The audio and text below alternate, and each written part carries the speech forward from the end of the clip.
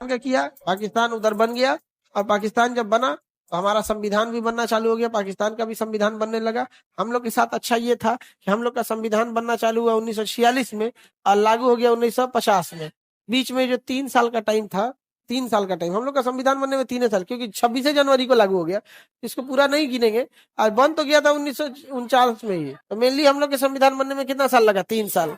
इस 3 साल में कुछ समय तो माउंटबेटन रहा, उसके बाद चक्रवर्ती राजगोपालाचारी रहे, और तत्काल बाद संविधान क्या हो गया, लागू हो गया, और राजेंद्र प्रसाद को दे दिया गया और सेना को कह दिया गया अपना काम कीजिए। पाकिस्तान के साथ ऐसा नहीं हुआ। पाकिस्तान का भी संविधान बनना चालू हुआ 1947 में, अब बन के तैयार हुआ 57 में, 10 साल लगा। जन्नत बना रहे थे, समझा जी, तुम भी क्यों हंसते हो, जन्नत बनने में टाइम नहीं लगेगा, हाँ, जन्नत बना रहा था, 10 साल टाइम लगा। अंग्रेज चले गए सब, अब वहाँ हालत कौन देखेगा जब तक संविधान नहीं है, सेना। सेना को आदत लग गया, आज वहाँ प्रधानमंत्री जाता है तो सेना से पूछ के जाता है, सेना को लेके जाता है, सेना लेके जाता है प्रधानमंत्री, चल बात कर। सेना वहाँ पे अपना बैंक चलाती है। क्या होगा जब आपको पता चलेगा कि आरबीआई बैंक सेना का है, तो वहाँ सेना पूरा बैंक चलाएगी, सेना इंडस्ट्री चलाती है।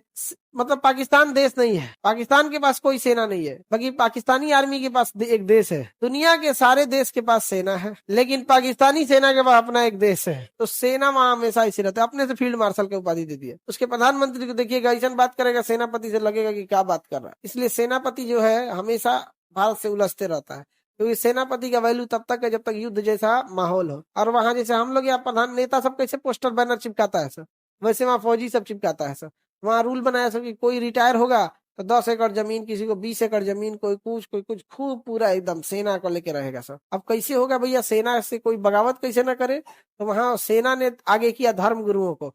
धर्म गुरुओं ने कहा कि इनको मारो, भारतीयों को, समझ में आ गया कि नहीं आ गया, कहा कि मारो हम लोग को काफिर बोलता है सब, हम लोग को काफिर बोलता है। हाँ, तो काफिर का मतलब होता है कि जो जैसे जो हमारी विचारधारा का न हो, ऐसे कोई काफिर का मतलब धर्म नहीं होता है, समझ में आ गया कि नहीं। जैसे मान के चलिए कि कोई साइंस का विद्यार्थी है, तो साइंस के विद्यार्थी के आगे कॉमर्स वाला अकॉर्डिंग टू साइंस वो काफिर हो गया, मतलब साइंस वाला नहीं मानता है। काफिर बना है अरबी भाषा से, जिसका अर्थ होता है विचार न रखने वाला। उसका कहता है कि हम लोग से इसकी विचार मैच नहीं करते। अब ये शब्द बदनाम क्यों हो गया, काफिर शब्द बदनाम क्यों हुआ, बदनाम इसलिए हुआ क्योंकि पाकिस्तानी आतंकवादियों से विचारधारा तो किसी की मैच नहीं करती, किसी की मैच नहीं करती थी। तो अमेरिका को भी काफिर बोलने लगे सब, जबकि वहाँ ईसाई है। यहूदी इजराइल को भी काफिर बोलने लगे क्योंकि वह तो यहूदी है। इंडिया वाले को भी बोलने लगा काफिर, क्योंकि हम लोग यहाँ मेजोरिटी हिंदू है। वहाँ सिखों को भी काफिर बोलने लगा, मतलब तुम ही एगो ठीक है, तुम ही ठीक है। हाँ, एक और तो हम लोग ये कहते हैं कि ऊपर वाले ने सब कुछ बनाया, ऊपर वाले को अगर लगता कि ये खराब इंसान है तो उसको खत्म कर देता। डायनासोर को खत्म कर दिया पृथ्वी से, तो तुम्हें लगता है कि वो जाति वो धर्म हमारे लिए ठीक नहीं है, तो ऊपर वाले से कहो कि भैया तुम्हारा पृथ्वी है, तुम उसको ही खत्म कर दो, तुम ही तो बनाए हो। इसका मतलब आप अपने ही जिस देवता, जिस भगवान, जिस खुदा को मान रहे हो।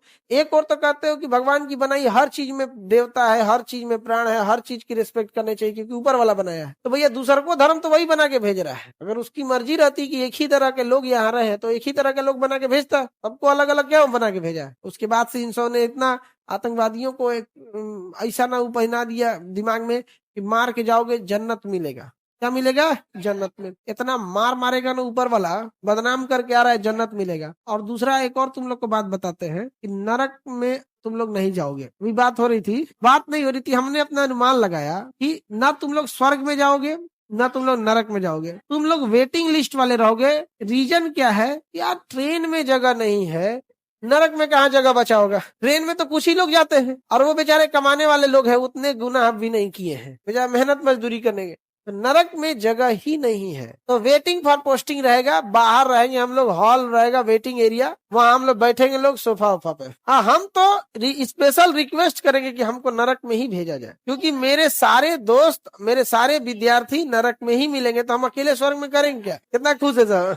और हम लोग वहाँ फुटबॉल खेला जाएगा जिन्ना से, वही मिलेगा। अब वहाँ जगह ही नहीं है, नरक में जगह नहीं है, जिन्ना वही मिलबे करेगा। माउंटबेटन आया, भारत का क्या कर दिया, विभाजन। और यहाँ जो 10 साल संविधान बनने में लग गया, सब कुछ कौन ले गया, सेना। और सेना हमेशा युद्ध करना ही चाहेगी। प्रधानमंत्री नरेंद्र मोदी का 2015 का एक भाषण सुनिएगा, 2016 का, उन्होंने कहा जब मैं प्रधानमंत्री बना और पाकिस्तान से बात करने की कोशिश किया तो मैं बात करने के बाद थक गया, तो फिर पूरी दुनिया से भी बात किए कि हम उनको, उनका कहना था कि शायद बाकी दुनिया वाले फ्रांस, ब्रिटेन, अमेरिका, इनसे बात करके देखते हैं कि आप पाकिस्तान से कैसे डील करते हैं। उन्होंने भी कहा कि सर उससे डील कैसे कीजिएगा, प्रधानमंत्री से बात कीजिएगा कि सेनापति से बात कीजिएगा कि आतंकवादियों से बात कीजिएगा कि धर्म गुरुओं से बात कीजिएगा, सब एक्सट्रीमिस्ट है। सब सेना से बात करेंगे कोनो काम का नहीं है वो, सेना से तो आप बातें नहीं कर सकते ना, हायरकी नहीं है। प्रधानमंत्री का मतलब क्या बनता है, इधर समझौता एक्सप्रेस हुआ ना, जैसे वहां का प्रधानमंत्री था इससे पहले जो शहबाज शरीफ, एक और शरीफ था कोई, नवाज शरीफ अटल बिहारी वाजपेयी के समय समझौते का हाथ बढ़ाया था। एक प्रधानमंत्री जो होता है वो समझौते का, और अटल बिहारी वाजपेयी भी यहाँ से बस से गए थे, समझौता बस यात्रा चालू लाहौर तक, ताकि सद्भावना हो सके।